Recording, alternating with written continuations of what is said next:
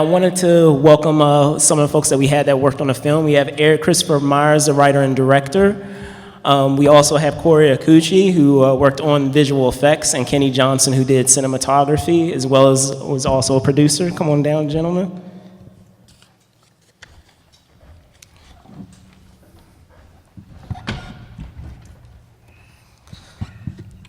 Well, all right, Eric, first, tell me what growing up, what was the inspiration in terms of like films that played a hand in shaping this film?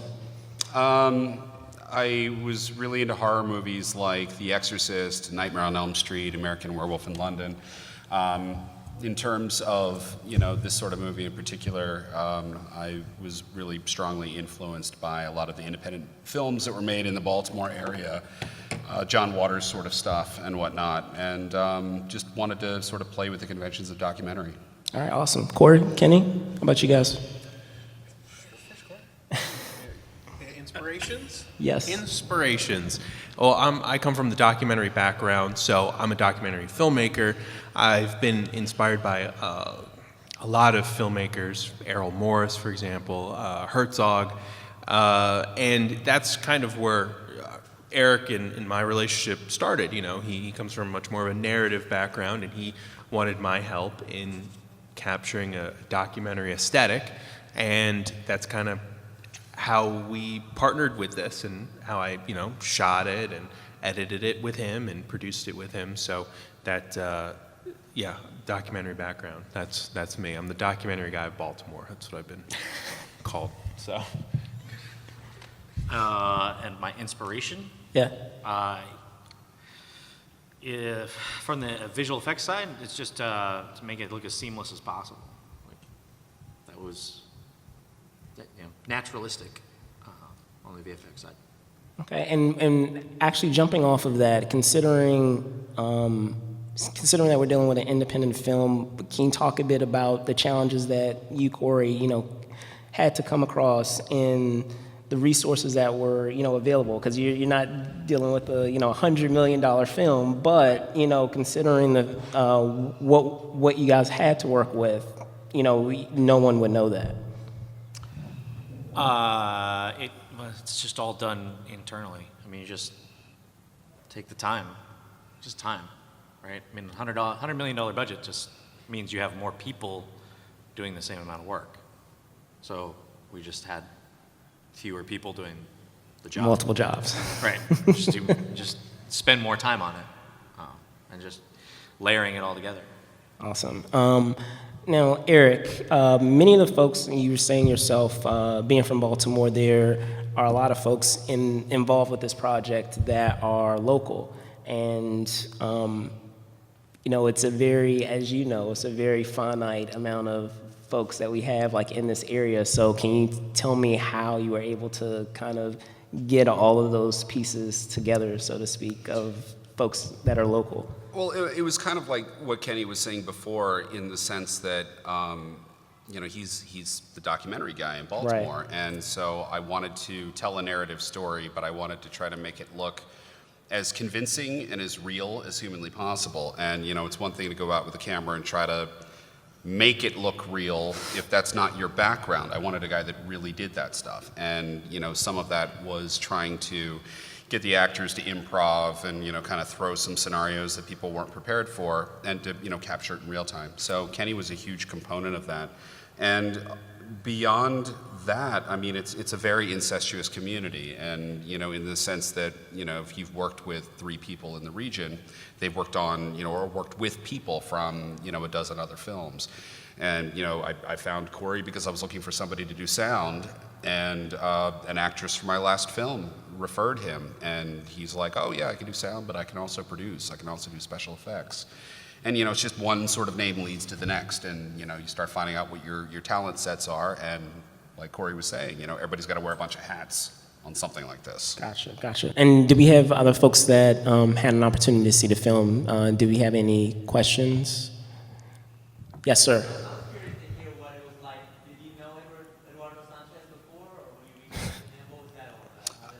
I'll actually let Corey tell the story. I knew him just casually, we were on a panel together at MICA about sound design, and he was sort of selected to be the big Hollywood guy, and I was selected to be sort of the guy that was up and coming, and we were talking about our respective experiences with sound. And we stayed in touch, but Corey is the one that had worked with him and knew him.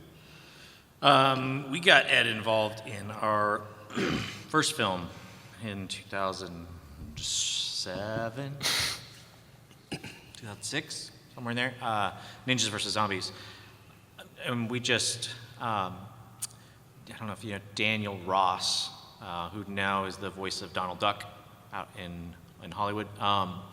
He knew Ed from living in Frederick, and so we just cold called him and said, hey, we want to talk to you about this film we have. And we went up to Frederick and sat down, had lunch with him, and just kind of stayed in touch over the years. So, when Eric came to me with this and we started talking about it, I said, well, let's sit down with Ed and see what his thoughts are. And just got him involved a little bit. Awesome. Any other questions?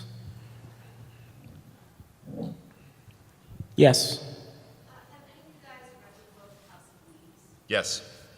Yes. I'm sorry. We were going to say. I was just going to say that the layering component and the whole novel narrative, the filmmaker going kind of insane, trying to figure out this, this found footage story. It kind of seemed Yeah, I mean, it's really cool the way that book was written, as sort of, the collected, journal of, a film that didn't exist. And I thought that was really, really cool. I read it when it first came out. I was also a fan of Poe, and still am a big fan of Poe, and our House of Leaves are the Haunted album. It's like a companion piece to that. And so I was like, that was one of those sort of influences that was in my brain when I made this movie. And it's cool because only, like one out of every, 300 people goes, hey, did you read House of Leaves? Because it seems like something you would have read, that would have inspired you. Yeah, I love it. It's fantastic. All right, now, jumping ahead, I was talking with you, just outside, and we were talking about the buzz that the film has generated, over the course of various film festivals, and I guess this is what, number 10? The 10 pit stop, am I right about that? I think it's 10, yeah. 10? So how many more do we do, are like in the books, going forward, outside of, Escape? That you're able to comment on, I'm guessing. The only one I think we can definitively comment on is the International Horror Hotel, which is next Saturday in Ohio. We have some other things that are in the queue, but we haven't gotten official confirmation on them yet. No, actually we're playing in Toronto as well in August.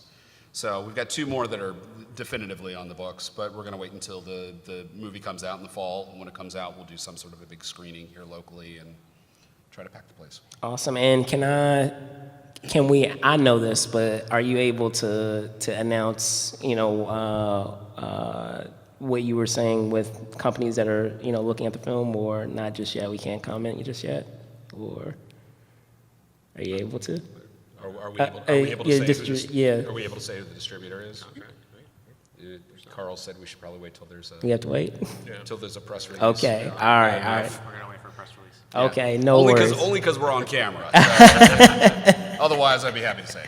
Yeah, no worries. I know this. It's a pretty impressive company that it definitely backs a whole bunch of major horror releases, but we will wait. Do we have any other questions? Yes. I was wondering, so now you're at panels and film festivals and everything. I believe when the movie was first kind of being shuffled around, it was there was this presence of trying to do the viral Blair Witch, is it real sort of thing. Are you guys pulling out the stops on that? Are you going to keep trying to go with it, or is there no way to answer this question without ruining the marketing? There really isn't a way to part of the fun we're having is that, playing at a lot of festivals because, people are kind of being surprised by it. It's like, oh, it's on the schedule or what have you. I'm going to sit down and watch this. And people are sitting down and immediately going, is this a real documentary? Is this fake? I don't know what it is. And, the different people are being confused or tricked by it for longer amounts of times than other. Some people are like, within 5 minutes they realized it was fake. Within half an hour they realized it. Or some people are like, right up until the very end, you had me going. And the one thing that unanimously I'm hearing in terms of feedback is that, if nothing else, it's sort of like a game of trying to figure out who's real and who isn't. Because there are known quantities in the film. It's like, well, I know that person or that business or that whatever, these are real people, and, the crew is showing up playing themselves. And so we're kind of, I guess, sort of leaning into that aspect of it, with the leaving who is real and who isn't a question mark for right now. And when the movie comes out, we'll definitely spill the beans. But for right now, just letting it kind of have its way with people and let them respond accordingly with just the question marks hanging there. Well, that's kind of fascinating because then it's really more about feeling than fact. Yes. That's really cool. Yeah. Instead of trying to trick people, I mean, if it works on them for the whole movie, or if it only works on them for 5 minutes, that's great. But still, there are all these question marks throughout the movie. How much of this is legit? Right down to the whole Blinkman thing. Is that a real urban legend? Is it not? You bring in a folklorist and, his published books all about that stuff, and he's talking about it as if it's real. Again, it lends some credence, and you're going, well, how much of this is any of this real? Is the entire thing fiction? So, Am I real? I think you're very real. Very real. All right, do we have any other questions? No? Okay. All right. Well, I want to thank all of you gentlemen for coming up here for our panel.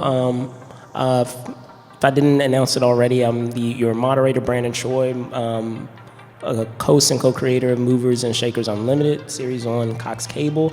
There are a couple of other events that we will be doing. In a couple of weeks, we have All-Star Comic-Con, where we'll have another horror movie to host.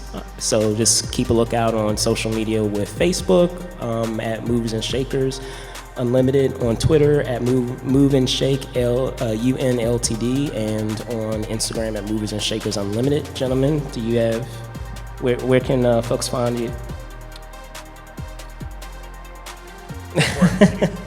You can find me online at Ken Johnson 1028. That's my Twitter handle, so check me out. If you like wrestling stuff, not a lot of wrestling fans in the crowd, I'm assuming, but if you like wrestling, you want to check it out, I'm the guy to look at, check out. So. Yeah. Eric Myers, EK Myers on Twitter, and Butterfly Kisses Movie. All right, there you go. Thank you, guys.